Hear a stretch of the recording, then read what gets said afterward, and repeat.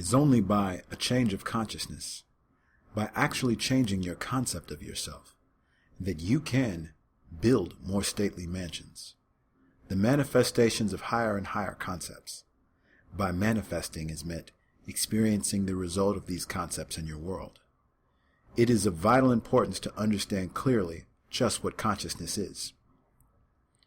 The reason lies in the fact that consciousness is the one and only reality.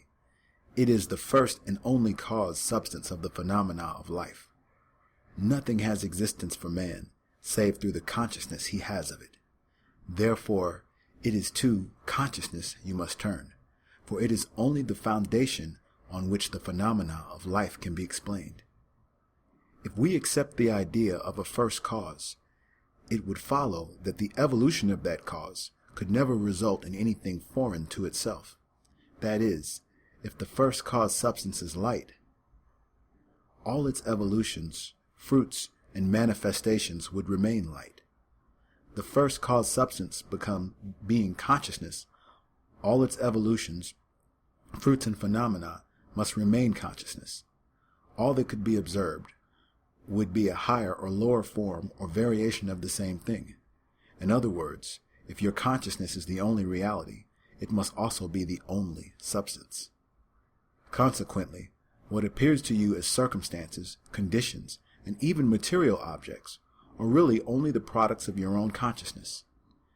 Nature, then, as a thing or a complex of things external to your mind, must be rejected. You and your environment cannot be regarded as existing separately. You and your world are one. Therefore, you must turn from the objective appearance of things to the subjective center of things, your consciousness, if you truly desire to know the cause of the phenomena of life and how to use this knowledge to realize your fondest dreams. In the midst of the apparent contradictions, antagonisms, and contrast of your life, there is only one principle at work, only your consciousness operating. Difference does not consist in variety of substance, but in variety of arrangement of the same cause substance, your consciousness. The world moves with motiveless necessity. By this is meant that it has no motive on its own, but is under the necessity of manifesting your concept, the arrangement of your mind, and your mind is always arranged in the image of all you believe and consent to as true. The rich man, poor man, beggar, or thief are not different minds, but different arrangements of the same mind, in the same sense that a piece of steel, when magnetized, differs not in substance from its demagnetized state, but in the arrangement and order of its molecules. A single electron revolving in a specified orbit constitutes the unit of magnetism. When a piece of steel or anything else is demagnetized, the revolving electrons have not stopped. Therefore, the magnetism has not gone out of existence. There is only a rearrangement of the particles, so that there produce no outside or perceptible effect. When particles are arranged at random, mixed up in all directions, the substance is said to be demagnetized.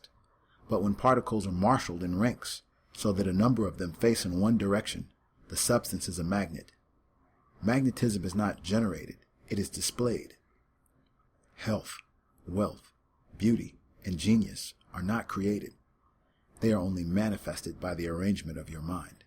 That is, by your own concept of yourself. And your concept of yourself is all that you accept and consent to as true. What you consent to can only be discovered by an uncritical observation of your reactions to life.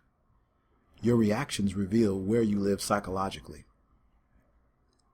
And where you live psychologically determines how you live here in the outer visible world.